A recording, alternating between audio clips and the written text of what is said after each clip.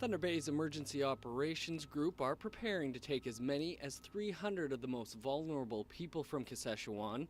This is becoming a regular occurrence, and after taking in people due to floods and forest fires in recent years, Deputy Fire Chief David Paxton says the process has become streamlined. We know the areas we need to focus on and the timing of it, and the relationship with the provincial partners and the First Nations groups are a lot better in terms of the communicating their needs and as well as arranging it ahead of time, so it goes really seamless once they arrive. A number of hotels in the city are currently booked up. Emergency officials say we won't have the proper accommodations to host the evacuees until Friday. It's a level of accommodation that we're looking at providing, not just rooms, but rooms together to keep their family networks together, as well as catering services and the ability to feed and house and entertain and manage the group of that size as they come in. Mayor Keith Hobbs says the city is becoming very efficient at housing people fleeing fires and floods.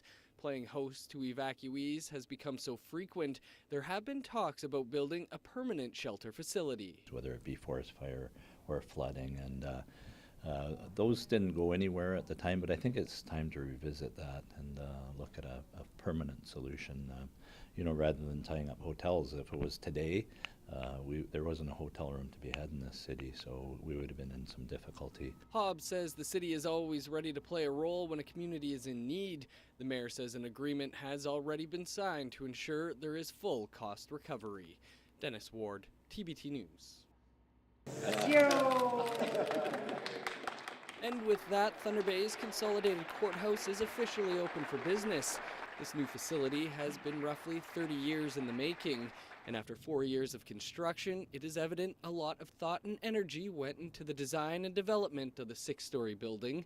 Minister of Municipal Affairs and Housing, Bill Morrow, is proud to be part of a government that delivered the project. He feels the courthouse will improve justice services and rejuvenate the downtown. There was some comments from a number of the retailers downtown South Core who have already said that they've noticed a difference.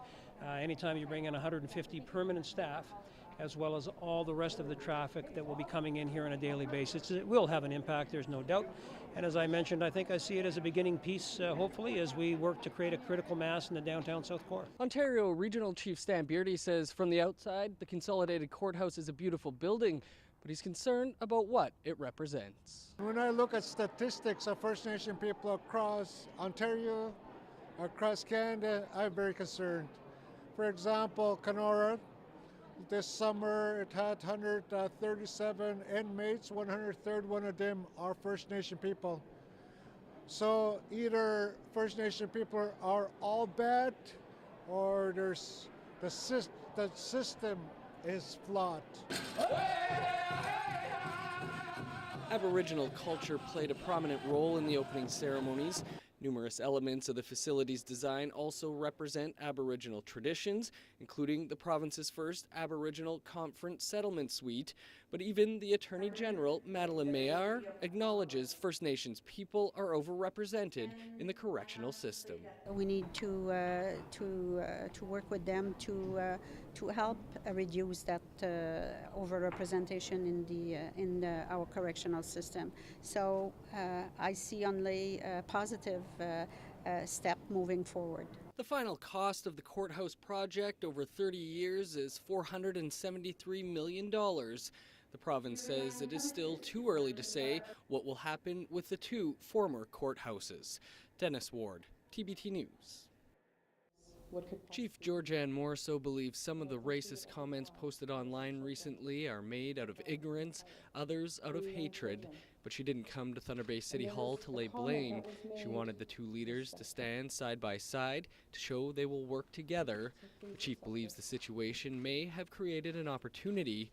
First and foremost, she believes the two communities must recognize each other as equals. We as a First Nation and the City of Thunder Bay need to now focus in on what types of measures we can put in place to try and get rid of this whole notion, this whole archaic ideology of not being able to live with one another because of our race or the color of our skin.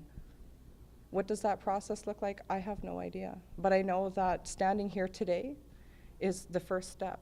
Mayor Keith Hobbs says there should be no tolerance for racist or hateful acts in the city, even if it is coming from a small minority. And it is a small minority that want to raise their ugly head and do things like vandalize a teepee at the university, or and we don't know who was responsible for the fire yet. That's under investigation.